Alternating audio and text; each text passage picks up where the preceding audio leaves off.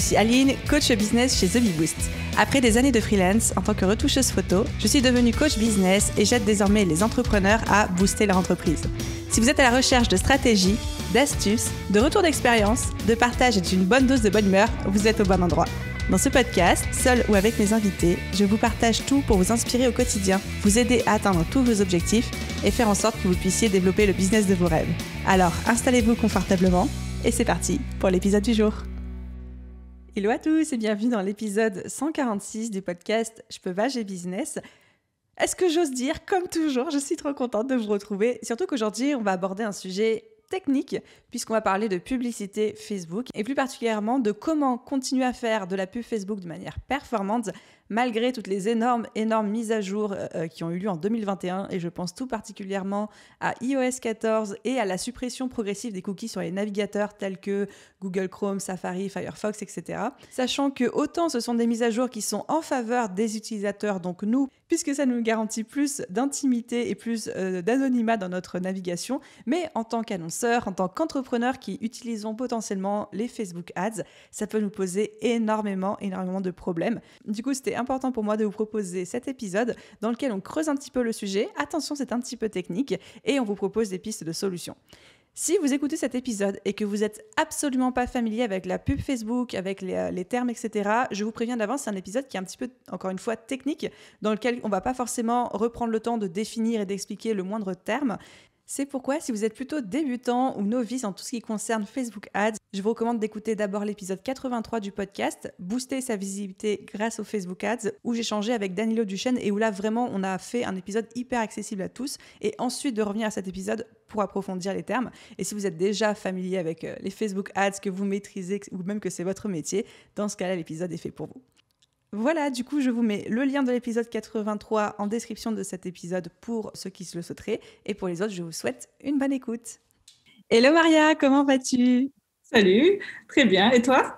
Très bien, merci. Je suis absolument ravie de t'accueillir sur le podcast Je peux pas, j'ai business. Mais comme je suis d'ailleurs ravie d'accueillir tous mes invités, est-ce que tu es prête ? Parce qu'aujourd'hui, on va attaquer un très, très gros morceau.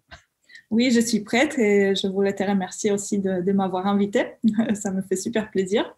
Et oui, on va parler des choses un peu techniques, effectivement, qui pas toujours faciles à digérer.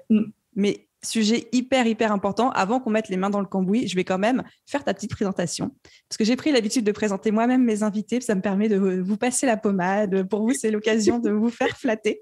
Donc, installe-toi confortablement. C'est parti. Maria, toi et moi, on s'est rencontrés sur un paddle sur la Côte d'Azur cet été, sur une sombre mer agitée qui a filé le mal de mer à la moitié du groupe ce jour-là. C'était des souvenirs. Tu es d'origine polonaise, entrepreneur spécialisé dans la publicité Facebook et donc Instagram, parce qu'aujourd'hui, quand on parle de Facebook Ads, ça inclut aussi Instagram, depuis presque 5 ans. Tu es également formatrice pour les entrepreneurs et les entreprises au sein de l'Université de Nice. Et, petit fun fact, tu parles 5 langues, apparemment, français, anglais, polonais, russe et italien. Genre, waouh. Quelle tête et quel plaisir de te retrouver ici. Ah ben merci, je ne pensais pas que tu allais sortir ça. J'ai fait mes recherches. Tu as dû voir ça sur LinkedIn. Oui, effectivement, j'ai fait des cursus linguistiques, que ce soit en Pologne ou ensuite en France, parce que j'ai fini mes études en France. Donc, effectivement, j'ai étudié le russe et italien également. Mais bon, je ne suis pas parfaitement bilingue russe, on va dire, par exemple. Je me débrouille. Voilà. Déjà, 5 langues, moi, c'est quelque chose qui m'impressionne énormément. Bon, merci, c'est gentil. Et si je t'ai fait venir ici aujourd'hui, c'est pour parler de ta spécialité, du coup, les Facebook Ads. Donc, encore une fois, je répète, Facebook Ads, ça inclut aussi Instagram Ads. Et en fait, on sait qu'en 2021, il y a eu énormément de changements sur le marché. J'avais déjà un petit peu parlé des Facebook Ads sur ce podcast, mais il y a tellement de choses qui ont été mises à jour, qui ont changé, des codes, des erreurs qu'il faut éviter, qui n'étaient pas forcément là avant, que je me suis dit que c'était bien de faire une petite mise à jour avec une spécialiste, donc toi. Est-ce qu'on peut refaire un tour toutes les deux déjà sur quels sont ces grands changements qui ont eu lieu en 2021 dont il ne fallait pas passer à côté, quoi? Oui, en fait, déjà en 2020, pendant la conférence de Apple, en fait, chaque année, ils vont faire une conférence spéciale au mois de juin. Ils ont annoncé un nouvel règlement par rapport à la politique de la vie privée, en fait, des données, des transferts de données à des sociétés externes, et notamment à Facebook. Et du coup, avec la nouvelle mise à jour de iOS 14, donc toutes les personnes qui utilisaient les produits Apple pouvaient accepter justement d'être poursuivies ou pas par les cookies Facebook. Pour savoir de quoi il s'agit, en fait, je vais peut-être expliquer un petit peu comment Facebook il fonctionne. Ça va être plus simple. Ça m'intéresse. En fait, quand on s'inscrit à la plateforme publicitaire de Facebook, on va accepter les cookies internes, donc le règlement interne de la plateforme. Donc, c'est vrai que l'utilisation de Facebook, Instagram est gratuite. C'est nous qui sommes le produit, en fait. Et, de ces plateformes-là, parce qu'en fait, eux, ils vont récolter nos données. Donc, nous sommes d'accord qu'ils récoltent les données qu'on va fournir à la plateforme, mais également tous nos comportements, ils vont suivre aussi nos comportements en dehors des plateformes. Donc, par exemple, quand on va aller dans les boutiques, ajouter au panier, acheter des biens, je ne sais pas, des choses comme ça, toutes ces informations, elles vont remonter sur la plateforme de Facebook. En fait, lui, derrière, il a construit toute une plateforme publicitaire. Il y a l'algorithme qui est mis à disposition des annonceurs qui, en fait, eux, ils vont utiliser ces données qui sont récoltées par Facebook pour diffuser leur publicité. Donc, ils vont cibler les personnes par rapport aux intérêts. Donc, imaginons que vous aimez des chiens et vous likez beaucoup les chiens, vous commentez les chiens sur Facebook, des photos de chiens, des posts comme ça. Bah, du coup, Facebook, il va vous attribuer dans un intérêt spécial, par exemple, animaux, chiens, etc. Et du coup, moi, si je faisais de la promotion des produits pour les animaux, en fait, je pourrais cibler ce type d'intérêt. Du coup, normalement, vous devriez voir la publicité destinée exactement par rapport à vos intérêts, en fait. Donc, ça fonctionne comme ça avec la plateforme publicitaire Facebook. Par contre, le changement de iOS 14, ça a entraîné le fait que maintenant, malgré que nous sommes d'accord avec la politique des cookies de Facebook, Facebook, il doit demander à Apple, en fait, à iOS 14, donc à la plateforme, en fait, il va demander à l'utilisateur s'il accepte d'être poursuivi, en fait. C'est ça, sur iOS 14. Donc, l'utilisateur, il peut accepter ou il peut ne pas accepter d'être suivi comme ça. Donc, du coup, il y a une partie des données qui ne vont pas être remontées sur Facebook. Et ça a posé un gros problème. Bon, au début, les annonceurs, ils ont eu un peu peur et c'est surtout les changements très importants pour toutes les business qui savent que, par exemple, la plupart de leurs clients, ils utilisent le système d'Apple, donc iOS 14, par exemple, ils vont acheter depuis iPhone, ils vont acheter depuis ordinateur de MacBook, etc., etc. Bah, du coup, ça peut poser le problème parce que du coup, le suivi, il n'est pas aussi optimisé, bien optimisé comme avant, en fait. Donc, il y a une partie des données qui se perdent, qui sont plus suivies. Et du coup, qu'est-ce que ça veut dire? Ça veut dire que le ciblage, il sera forcément affecté par ce changement-là. Et donc, concrètement, quand on est une entreprise, comment ça se traduit, ce ciblage qui ne peut plus être aussi dans le détail qu'avant? Est-ce que ça veut dire que les coûts sont plus chers ou alors on peut cibler moins de gens? Alors, le problème pour les annonceurs, surtout, c'est effectivement, surtout le problème de suivi publicitaire, le tracking, donc dans la remontée des données.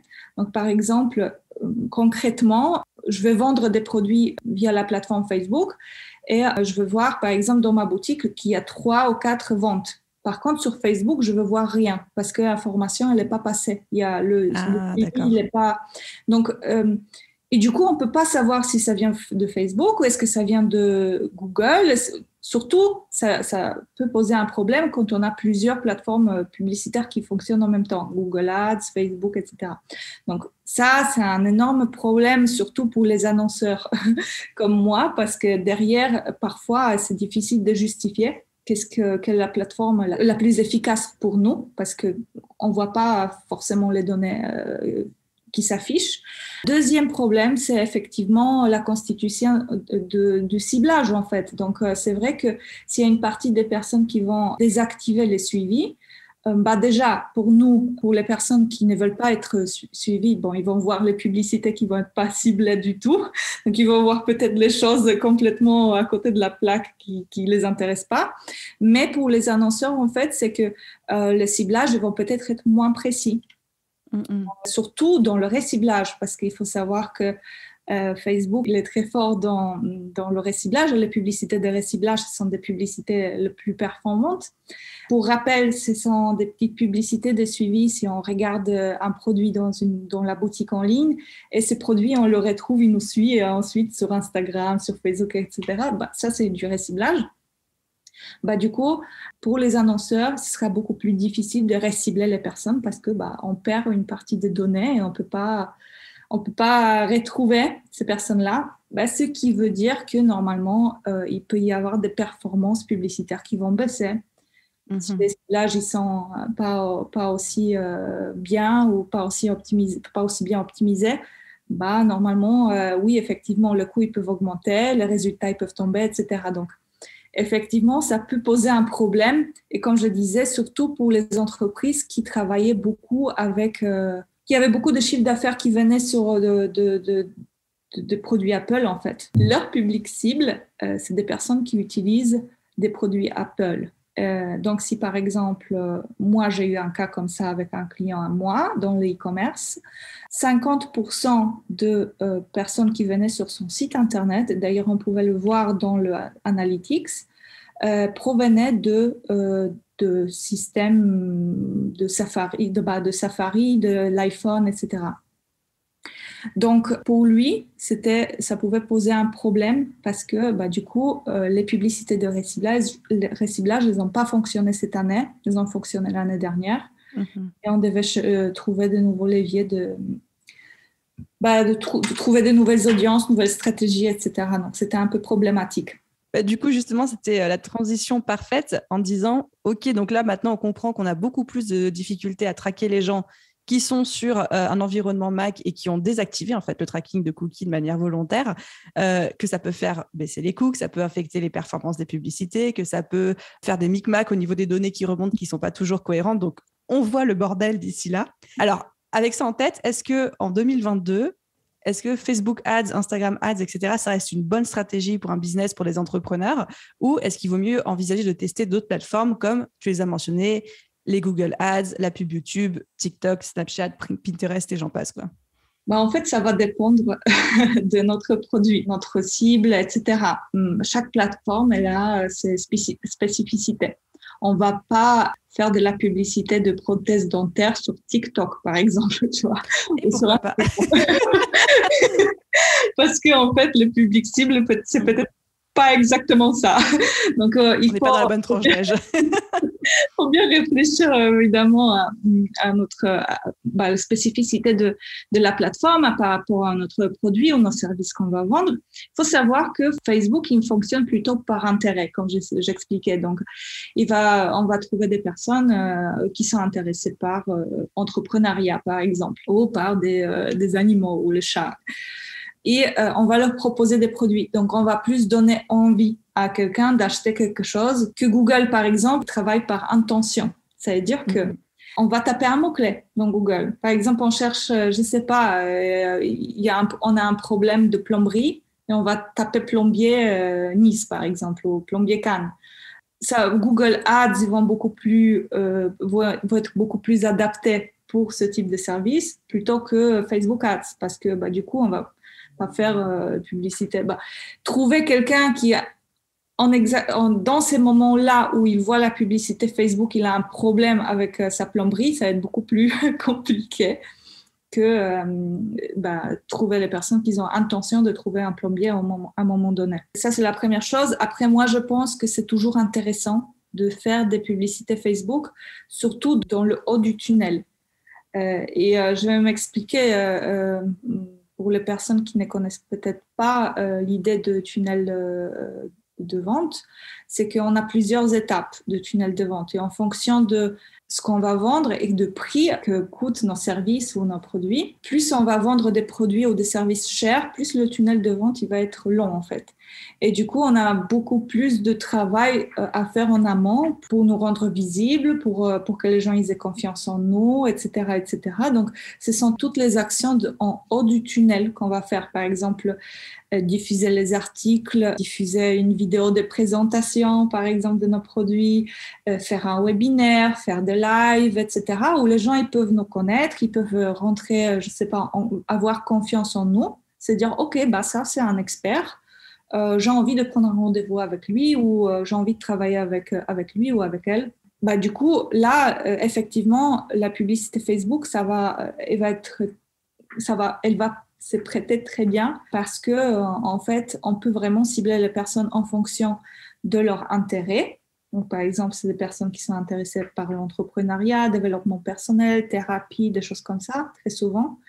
Et on va leur proposer, par exemple, un Facebook Live sur un sujet donné. Elles vont venir, on se dire, ah oui, c'est cool. Bah déjà, on va se faire connaître. Donc, ça, c'est très important. Donc, Ok, donc si je comprends bien, au final, malgré les restrictions, malgré iOS 14, on en a parlé tout à l'heure, on peut continuer. C'est bien de ne pas mettre tous ces deux dans le même panier. Donc, c'est bien aussi d'aller explorer Google Ads, YouTube Ads, en fonction évidemment de sa cible, de son produit, etc. Mais les Facebook Ads, ça reste intéressant, tout particulièrement quand on est plutôt sur une stratégie de visibilité et de début d'acquisition. Donc, c'est-à-dire partager pour être plus visible sur notre marché et commencer à proposer des petites choses, mais plutôt du gratuit, du type un livre blanc à télécharger, un webinaire, un live, etc. Donc, c'est peut-être moins intéressant si on veut vendre un produit directement de par le problème de ciblage, etc. Mais dans une stratégie de visibilité de l'acquisition, là, ça reste intéressant quand même, malgré toutes les restrictions. Oui, exactement. Après, moi, je pense qu'on va aller dans la communication et dans la publicité cross-canal, plutôt dans l'avenir. C'est-à-dire que, par exemple, on va commencer à faire les publicités. Donc, on parle techniquement de ouverture de la fenêtre de conversion. Donc, on ouvre la fenêtre de conversion, on intéresse la personne par le produit, mais derrière, on va convertir par Google Ads. Parce que la personne, elle a vu notre produit ou notre service quelque part sur Facebook, mais elle s'est dit, bon, je vais regarder à la maison, je vais rentrer, je vais taper par le mot-clé, elle va nous retrouver, et il va y avoir Google Ads qui va nous ramener, qui va ramener le client finalement sur notre site Internet. Donc, effectivement, il y a des choses comme ça. Après, je connais aussi des stratégies comme ça que, par exemple, on va cibler des grosses audiences par intérêt sur Facebook. On va, par exemple, faire une promotion d'un article de blog qui est assez spécifique. Et derrière, avec Google Ads, on va montrer à cette personne-là des pages concrètes, par exemple, de prise de rendez-vous, des choses comme ça, en fait. Donc, ça peut se faire. Il peut y avoir des choses un peu... on peut faire des stratégies comme ça. Ok, on peut, je dévie un petit peu du sujet, mais on peut, sur Google Ads, cibler les personnes qui ont vu une pub Facebook ou pas? En fait, on peut, sur Google Ads, après, je ne suis pas spécialisée dans Google Ads, mais on peut cibler les personnes par rapport aux mots-clés. Oui, et aussi par rapport j'imagine qu'il y a aussi un pixel, des choses comme ça qui suivent les personnes qui sont allées sur notre site Internet. Du coup, ils vont leur remontrer, il doit y avoir certain type de reciblage comme ça aussi qui est fait. De toute façon, toutes les plateformes fonctionnent à peu près pareil. Et Google, Google, c'est la plus grosse plateforme en fait de publicité. On va dire, il y a Google, il faut savoir que YouTube aussi, ça fait partie de Google. Donc, derrière, on peut aussi recibler des personnes sur YouTube, etc. Donc, non, moi, je pense qu'effectivement, et surtout, quand on vend des services un peu plus onéreux, par exemple, création de sites Internet, des choses comme ça, c'est là où il faut débourser plusieurs milliers d'euros. Là, il faut avoir beaucoup de points de contact avec la personne pour que finalement, elle se décide de choisir nos services. Donc, effectivement, avoir plein de canaux d'acquisition, c'est mieux que juste montrer la publicité sur Facebook. On retient l'idée, le concept du cross-canal qui me plaît beaucoup. Et du coup, pour revenir un petit peu sur Facebook, avec toi, ton expérience, avec tous tes clients, etc. Alors, je me doute que la réponse, c'est « ça dépend ». Mais est-ce que tu observes une tendance en termes de ce qui fonctionne le mieux sur les formats, sur les visuels, sur les textes, etc. Oui, pour être court et pour répondre assez rapidement, oui, moi je vois une tendance et c'est tout ce qui est carré. Donc le format carré, aujourd'hui, ça fonctionne le mieux. Et d'ailleurs, moi j'ai fait des testings avec d'autres types de formats. Facebook, il n'a pas diffusé ses pubs, il n'a pas consacré du budget à ces publicités-là. Et c'était la même publicité, donc l'image elle était la même, mais il était dans un autre format, parce que moi j'aime bien tester juste des changements comme ça pour voir si on change le format, ça donne quelque chose de différent en termes de résultats. Et effectivement, les formats carrés sont beaucoup plus poussés par Facebook. Et c'est pareil avec des formats vidéo. Si on met un format vidéo, parfois les personnes vont mettre des vidéos un peu plus grandes. C'est des formats, je crois, 16:4, quelque chose comme ça, où on voit la vidéo, elle s'affiche en plus grand sur l'écran, en fait. Et la personne qui va mettre ce type de vidéo en publicité s'est dit, ça va être plus visible parce que du coup, on le voit mieux, on voit mieux la vidéo sur le smartphone, etc. Non, parce que Facebook, il va pas mettre du budget dedans, donc il va pas diffuser la publicité. Donc, les formats carrés, ou concrètement 1080 sur 1080 pixels, et ça fonctionne très, très bien. Après, ça va dépendre est-ce que c'est la vidéo, est-ce que c'est la photo, est-ce que c'est un carrousel, ça va dépendre de nos produits. Moi, je sais que d'expérience que, par exemple, le carrousel, ça fonctionne un peu mieux dans le e-commerce, que, par exemple, les vidéos, peut-être un peu mieux dans tout ce qui est business to business, donc B2B, etc. Après, il n'y a pas de règle générale. Il faut tester. Il faut tester. Donc, la personne qui va vous dire qu'il faut absolument faire ça parce que ça va fonctionner, elle n'a rien compris, en fait. Donc, oui, effectivement, il faut tester. Mais on retient l'astuce, parce qu'au final, ça ne prend pas vraiment de temps à faire, de décliner une publicité en plusieurs formats. C'est quelque chose que je fais aussi beaucoup dans le business. Dès que j'ai un visuel, je le fais en carré, en horizontal, en vertical. On balance les trois, puis on voit qu'est-ce qui prend le mieux. Donc, je pense que c'est une bonne habitude à prendre, quoi. Oui, on peut le faire comme ça parce que de toute façon, quand tu crées la publicité Facebook, tu as plusieurs placements en fait, donc un placement story, etc. Donc, tu peux rajouter un format dédié au format story, un format dédié à la colonne de droite, etc. Par contre, si on n'a pas le temps, on n'a pas envie de s'amuser avec tous ces formats, etc., le format carré, c'est prêt assez bien pour tous les... C'est une valeur sûre. Oui. Et ils diffusent plus le budget sur ce type de pub. Et en termes de texte, est-ce qu'il y a une tendance actuelle, si il vaut mieux des textes de publicité courts, des textes longs, des textes avec des emojis, sans emojis? Par contre, ça, c'est compliqué à dire aussi. C'était juste une question, au cas où. Tu avais tellement bien répondu sur le format carré, je me suis dit, ça se trouve. Ça, par contre, oui, c'est très difficile à dire. Il n'y a pas vraiment de tendance. Parfois, j'ai des textes très courts qui marchent bien. Parfois, c'est des textes longs qui marchent bien. Après, comme je dis, moi, je suis beaucoup plus spécialisée dans le B2B et du coup, les services sont beaucoup plus spécifiques. Donc, on a besoin de parler un peu plus. Par contre, quand on est dans le e-commerce, je pense pas qu'on a besoin de faire des poèmes par rapport au produit qu'on va vendre. Parce que les gens, ils vont surtout regarder des photos. Pour moi, concrètement, le texte, c'est un filtre également par rapport aux personnes qui vont voir la publicité. Ils vont cliquer parce que le texte, il va leur parler, par exemple. Et c'est là où tu peux voir des publicités qui commencent pour les personnes qui, je sais pas, sont entrepreneurs ou thérapeutes, etc. Ça permet de filtrer d'autres types de personnes qui ne seront peut-être pas qualifiées pour notre type de service, en fait. Super. Et du coup, on arrive à la partie croustillante de cet épisode. Quelles sont, selon toi, les 3 bonnes pratiques à garder en tête quand on fait du Facebook Ads en 2022, en 2023, en 2024 ? Qu'est-ce qu'il faut garder en tête ? Alors, certainement, il faut faire attention à la créa, donc contenu créatif. Et il faut que votre contenu créatif soit visible sur la plateforme. Parce que il faut savoir comment on utilise les réseaux sociaux. On va on est dans le transport, on est dans le métro, dehors, quelque part.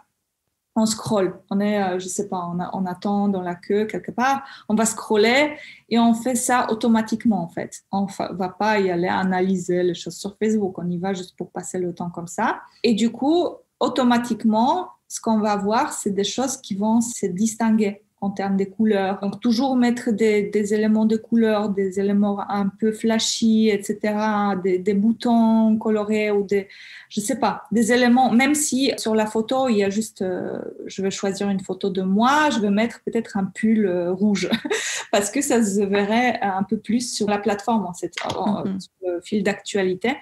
Et ça va vraiment jouer. Et moi, j'ai fait des tests et parfois, je mettais le même graphique, en fait, la même image, mais j'ai changé la couleur du bouton. Et le bouton, par exemple, en rouge, il avait beaucoup plus de clics. C'est parce que tout naturellement, mécaniquement, on s'arrête et on regarde. C'est beaucoup plus je sais pas, en automatique, en fait. Donc ça, c'est sûr que faire attention au créa et utiliser les couleurs pour que ça se distingue. Quand on fait des vidéos pour les publicités Facebook, il ne faut pas mettre des vidéos trop longues parce que Facebook, c'est pas YouTube. On ne va pas y aller pour regarder des vidéos de 2 heures. Pareil, on scrolle et des vidéos de 30 secondes, je dirais maximum. Et déjà 3 premières secondes qui soient captivantes, en fait. Donc, qu'on voit, c'est en 3 premières secondes qu'on doit captiver l'attention de la personne. C'est là, elle va décider si elle regarde jusqu'à la fin ou pas. Toujours avec des vidéos, je dirais qu'il faut toujours les sous-titrer parce que pareil, les gens ils regardent dans le transport, etc. Ils vont pas mettre le son à voix haute. Donc, et ce serait bien qu'ils sachent de quoi on parle. Donc, les sous-titres. Et puis, au niveau technique, moi, je dirais, c'est un 4e astuce que j'aurais peut-être. Quand les personnes qui commencent à faire les publicités Facebook, elles ont plutôt tendance de choisir les placements parce qu'on a des placements à choisir. On peut choisir juste Instagram, Facebook, etc. Et on va s'amuser. Ah, parce que moi, j'ai envie de choisir Instagram. Ben, on peut le faire. Mais moi, je conseille plutôt de choisir les placements automatiques parce que ça va permettre de Facebook à mieux apprendre l'audience, en fait. Il va avoir plus de données de recherche. Ça va être beaucoup plus facile d'optimiser la publicité pour lui. Surtout quand on commence à faire les pubs, de choisir les placements automatiques. C'est vrai que ça, c'est un point important qui ne change pas, même encore aujourd'hui. Le fait que l'algorithme de Facebook et de Facebook Ads est tellement sophistiqué aujourd'hui qu'il vaut mieux lui laisser beaucoup de champs d'action. En termes d'audience, il ne faut pas trop cibler, trop nicher non plus. En termes de placement, effectivement, il vaut mieux le laisser faire lui parce que c'est lui qui va trouver mieux que nous encore ce qui fonctionne bien. Donc, des fois, ça va lui prendre quelques jours pour apprendre. Mais surtout au début, il faut bien le laisser faire son propre apprentissage. C'est bien de le souligner. Exactement.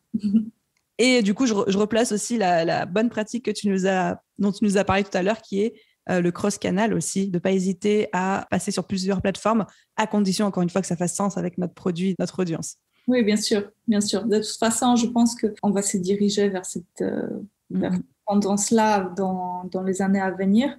Parce qu'il y a des changements. Bon, il y a déjà eu des changements avec iOS 14 au niveau Facebook, mais bientôt, il va y avoir une suppression des cookies sur Google. Donc, je pense qu'on serait un petit peu obligé peut-être d'aller chercher différents types de canaux d'acquisition. Et est-ce qu'il y a des erreurs qu'il faut éviter quand on fait des Facebook Ads? Tout va dépendre de notre budget, si on peut se permettre de faire des ciblages larges ou pas. Parce que qui dit le ciblage large dit beaucoup plus de budget. Parce qu'aujourd'hui, Facebook on fonctionne par impression. En fait, on lui paye pour la visibilité. Donc, pour atteindre, par exemple, 1000 personnes, on doit dépenser 10 €, 20 €, etc. Donc, logiquement, si on veut montrer notre publicité à plus de monde, il faut dépenser un peu plus d'argent. Par contre, effectivement, ce qui est bien, je dirais, ou à éviter erreur, c'est de mettre trop de ciblages sophistiqués, en fait, très restreintes, où l'audience elle est vraiment petite, parce qu'on s'est dit, oui, moi, je suis tellement nichée que je vais chercher quelque chose vraiment spécifique, etc. Ça ne va pas forcément très, très bien marcher, parce qu'il faut comprendre que Facebook, c'est une machine et il a besoin, c'est un machine learning, en fait. Il a besoin d'avoir des données sur lesquelles il peut travailler pour apprendre une tendance et diriger la publicité vers les personnes qui vont être susceptibles de répondre à notre résultat. Donc, par exemple, venir sur notre site Internet, acheter nos produits, s'inscrire à notre e-book, etc. Donc, plutôt, oui, effectivement, aller plus dans les ciblages un peu plus larges que vraiment des ciblages très, très... Trop restreints. Oui, trop restreints. Ça, c'est une erreur. Après, je dirais justement ne pas laisser Facebook faire son job. Donc, par exemple, et ça, on le voit souvent, on lance la publicité et dans 2 heures, on regarde, on se dit « Oh non, là, je dépensé trop, je vais changer le truc, je vais y aller, je vais changer. » Alors que, en fait, lui, s'est même pas mis en apprenti, il a même pas eu le temps de bien se déclencher, en fait, son travail. Donc, toujours laisser le temps, même si au début, on n'est pas certain, on voit que par exemple, les coûts, ils augmentent au début, ils peuvent descendre derrière parce que il y a ce temps d'apprentissage. Donc, n'est pas perturbé la publicité toutes les 2 heures. Après, je comprends, c'est frustrant quand on dépense l'argent, mais oui, mais il faut laisser le temps. Et vous pouvez changer au bout de, je dirais, 24 heures minimum, quoi. Genre, il faut au moins qu'il ait 24 heures, je dirais, pour diffuser la publicité au public et avoir des premières impressions et les premières retombées des résultats pour ensuite on peut diriger un petit peu, mais oui, il faut laisser Facebook faire son job. Donc minimum 24 heures, on lance la pub, on ne s'en occupe plus et on résiste à la tentation d'aller regarder les chiffres parce que pendant 24 heures, ça va faire n'importe quoi le temps que le machine learning se mette en place. Oui. Et voilà, je dirais à partir de 24 heures. Parfois, il faut laisser 2-3 jours, parfois même plus. C'est quoi la durée que tu recommanderais pour les gens qui nous écoutent dans l'idéal? Ça dépend de budget. C'est sûr que quand on va dépenser 200 € par jour, ça va aller plus vite que quand on dépense 10 € par jour, tu vois. On voit d'ailleurs sur Facebook que c'est marqué en apprentissage. Ok, d'accord, c'est indiqué. Il n'a pas trop perturbé l'apprentissage de la publicité Facebook. Oh bah ok, donc on peut se fier à ce repère-là. Très bien, comme ça c'est Facebook qui nous dit, c'est encore mieux. Est-ce qu'il y a d'autres erreurs que tu vois qu'il faut absolument qu'on évite? Et il peut y avoir plein d'erreurs qu'on peut faire quand on débute, surtout on choisit un mauvais objectif par rapport à notre objectif final. Par exemple, ce que je vois souvent, et d'ailleurs, malheur des conseillers Facebook, parfois ils conseillent mal également des représentants Facebook. J'ai eu déjà des situations où quelqu'un voulait faire des ventes et on lui a conseillé de faire du trafic sur le site. Mais il faut savoir comment Facebook fonctionne. Si on lui dit « trouve-moi des personnes qui viennent sur mon site internet », bah, il va le trouver. Mais ce n'est pas des personnes qui vont forcément acheter. Donc, il va y avoir très peu d'achats. Par contre, nous, on veut qu'il nous trouve des personnes qui vont acheter. Donc, il faut lui dire bah, « écoute, moi, je veux que tu me trouves les personnes qui vont acheter tel et tel produit ». Il faut l'indiquer au niveau d'objectifs de création de la campagne. Donc, il faut bien choisir son objectif en fonction de ce qu'on veut obtenir derrière. Parce que, qui veut dire du trafic, bah oui, c'est les personnes qui vont venir sur notre site internet, mais est-ce que c'est qualifié? Pas forcément à chaque fois. Donc, il faudrait encore pire si on fait une optimisation sur clic sur le lien. Parce que, en fait, Facebook, il va trouver les personnes qui vont cliquer sur les liens. Ont tendance à cliquer sur le lien. Donc, même si ce sont des personnes qui se trompent souvent, juste ils cliquent et ils vont même pas aller sur le site internet, ils vont tout de suite désactiver. Bah pour lui, c'est un clic sur le lien. Donc, il va envoyer l'argent sur ce type de personnes, en fait. Alors que ce n'est pas du tout qualitatif pour nous. Et d'ailleurs, on le voit dans le rapport pour les personnes qui vont faire la publicité Facebook et c'est un peu plus avancé au niveau du rapport, on peut voir une perdition. Il y a une colonne clique sur le lien et colonne vue de page de destination. Et pourquoi, si il y a une mauvaise optimisation, tu renvoies l'argent. Genre, il y a par exemple 1000 personnes qui ont cliqué sur le lien, mais il n'y a que 300 qui sont allées sur le site finalement. Donc l'argent est parti dans le vide. C'est un peu dommage, quoi, je veux dire. Et est-ce que tu conseilles de continuer à faire du reciblage, qu'on appelle aussi du retargeting, malgré la mise à jour iOS 14 ? Je te pose la question en étant purement intéressée, parce que je sais que personnellement, dans mon business, c'est ce qui fonctionne le mieux. C'est là où je mets le plus de budget aussi. Est-ce qu'on continue à en faire ça ou pas ? Oui, moi, je continue de le faire de toute façon. Ça marche plutôt bien. C'est vraiment problématique. Bon, je pense que ces changements d'iOS 14 ne sont pas aussi problématiques en France qu'aux États-Unis, par exemple. Là-bas, vraiment, on a beaucoup de marchés d'Apple, en fait, et chez nous, il y en a moins. Je pense que c'est beaucoup plus problématique aussi au niveau de e-commerce, parce que les gens, ils l'achètent peut-être depuis ce type de smartphone ou d'Apple, en fait, des produits d'Apple. Par contre, toi, tu es dans le business et moi, je fais beaucoup dans le B2B et la publicité de reciblage, ça fonctionne toujours très bien. Pour le moment, il faut savoir, je crois que quelque part, j'ai regardé les statistiques à l'époque en France, il y a 30% du marché seulement qui utilise les produits d'Apple. Donc, on est quand même largement sur Android plutôt. Donc, il n'y a pas vraiment de souci à se faire à ce niveau-là. Je sais que dans mon audience perso, c'est 50-50. Je suis un petit peu dans l'analytics, mais parce que c'est énormément des entrepreneurs et que la moitié des entrepreneurs sont sous parc Apple. Mm-hmm. Mais ok, je prends bien. Mais ça fonctionne bien pour toi, le reciblage? Moins bien qu'avant, du coup. Oui. C'est clair qu'on a vu une baisse. Bah oui, tu vois.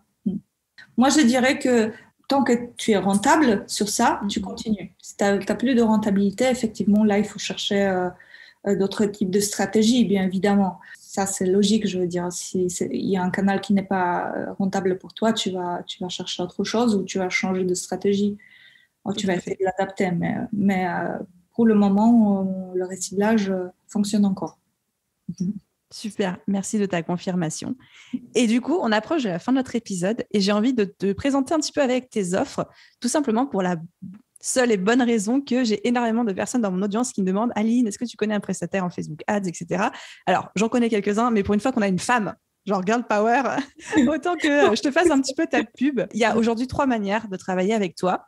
Déjà, tu as une formation en ligne. On en reparlera juste après sur Facebook Ads pour ceux qui veulent devenir autonomes. Tu fais pour les petits budgets du coaching, c'est-à-dire que tu fais 2-3 heures de coaching en individuel comme des cours privés pour les personnes qui veulent apprendre avec toi, mais après être autonomes. Et tu fais aussi des services d'agence. Donc là, tu deviens prestataire de services. C'est pour des budgets un petit peu plus élevés, mais c'est quand même 3 manières de travailler avec toi. Exactement. C'est bien ça? Oui, c'est ça. Donc, je m'adapte à tous les types de demandes, tout type de budget aussi. Parce que bien évidemment, il y a des personnes qui n'ont peut-être pas besoin d'investir des gros budgets dans la publicité Facebook. Donc, ils ne vont pas payer un prestataire plus cher que ce qu'ils vont dépenser en pub. Donc là, peut-être effectivement, le coaching, ça va être plus adapté. Après, il y a des personnes qui veulent devenir complètement autonomes et ils vont préférer une formation où tout est enregistré et ils peuvent venir à chaque moment revoir les vidéos, etc. Donc, c'est en fonction du besoin. Et justement, du coup, tu as fait en plus un petit cadeau pour les auditeurs du podcast. Donc, valable jusqu'en mars 2022. Pour tous ceux qui nous écoutent, les personnes qui souhaiteraient acheter ta formation ont un petit code de réduction pour bénéficier de 20%. Donc, on mettra le lien, je crois que le code c'est TheBeBoost, mais on mettra le lien dans la description. Et je précise que ce n'est pas affilié, donc je ne gagne aucune commission sur les achats. C'est juste pour le plaisir de recommander des femmes entrepreneuses, pardon. Ça me fait super plaisir. Et effectivement, dans le métier, on n'a pas beaucoup de femmes. C'est assez technique, donc c'est vrai. Ça me fait d'autant plaisir parce que je crois que ton audience est plutôt féminine, je pense. Tout à fait. Donc, voilà. Des fois, en plus, on me réclame, on dit « Est-ce que tu connais des prestataires Facebook Ads femmes ?» Et là, je dis « Ah !» Mais pas tant que ça, au final. Ouais, mais je comprends. Je travaille beaucoup. La plupart de mes clients, c'est des femmes, justement. Voilà, ça me fait super plaisir, en tout cas. Mais trop bien. Et Maria, ceux qui voudraient te contacter, t'envoyer un message, où est-ce qu'on peut te retrouver? C'est quoi le moyen le plus simple de te joindre? Soit sur mon site internet, donc mariaweyman.fr, ou sinon sur LinkedIn. Je suis assez active sur LinkedIn. Je ne suis pas très active sur Instagram, mais vous pouvez me trouver également sur Instagram. Et on mettra le lien du site, de ton LinkedIn et de la formation avec le petit code promo des 20% dans la description de l'épisode. C'est ça. Maria, merci énormément de nous avoir fait bénéficier de ton expertise, de ta bonne humeur. J'étais trop contente d'enregistrer cet épisode avec toi. Merci, moi aussi. Ça me fait vraiment plaisir. C'est vraiment top. Trop bien. À très vite. Yes. À bientôt. Et voilà les amis pour cet épisode de podcast qui est à présent terminé. Je me permets juste de faire un petit récap parce que ça me semble important et surtout d'insister sur 2 points. Point numéro 1, quelles sont concrètement les pistes face aux mises à jour type iOS, cookies, navigateur, etc. On en a identifié 2 principales avec Maria. La solution numéro 1, c'est de miser sur du cross-platform plus que le fait de mettre tous ses œufs dans le même panier. Donc vraiment ne pas hésiter à faire de la pub sur YouTube, sur Facebook Ads, sur Snapchat, sur TikTok, sur Pinterest en fonction de ce qui est pertinent avec votre audience bien évidemment. Et la deuxième piste de solution, c'est d'utiliser Facebook Ads uniquement ou surtout prioritairement pour le fameux tofu. Donc le tofu, c'est le top de votre funnel de vente, donc le top du tunnel. Donc c'est vraiment au tout début où les gens vous découvrent donc pour faire de l'acquisition de leads. Et là, je parle à tous ceux qui font du marketing digital qui me comprendront très bien, ou alors tout simplement de vous faire connaître, de développer votre visibilité, etc. Deuxième petit point qui me semblait important de répéter pour vous, c'est de ne pas oublier que dans tous les cas, ça va continuer à évoluer dans cette direction. On va continuer à avoir des plateformes qui se mettent à jour, qui offrent plus d'anonymat aux utilisateurs, mais donc du coup, qui rendent la publicité plus compliquée aussi pour nous. On va dire que ça va dans le bon sens, on va dire que ce sont plutôt des bonnes nouvelles et n'oubliez pas d'avoir d'autres stratégies d'acquisition dans votre business. La pub, c'est bien, la pub, c'est génial, mais ça ne doit être là que pour booster vos efforts d'organique et non pas la seule arme à votre disposition en termes de vous faire connaître et vendre. Donc je vous encourage vraiment, et vous le savez, à envisager tout ce qui est plan média, visibilité, création de contenu, partenariat, collaboration, toutes les stratégies un petit peu plus organiques qui là, pour une fois, ne dépendent pas des plateformes et de la réglementation en cours. Voilà pour ma petite conclusion du jour. J'espère que cet épisode vous a plu. Si c'est le cas, n'hésitez pas, comme d'habitude, à laisser une note et un commentaire sur votre plateforme d'écoute. Et à vous tous, je vous souhaite une merveilleuse journée, soirée, après-midi, nuit, où que vous soyez. Et je vous dis à très vite dans un prochain épisode.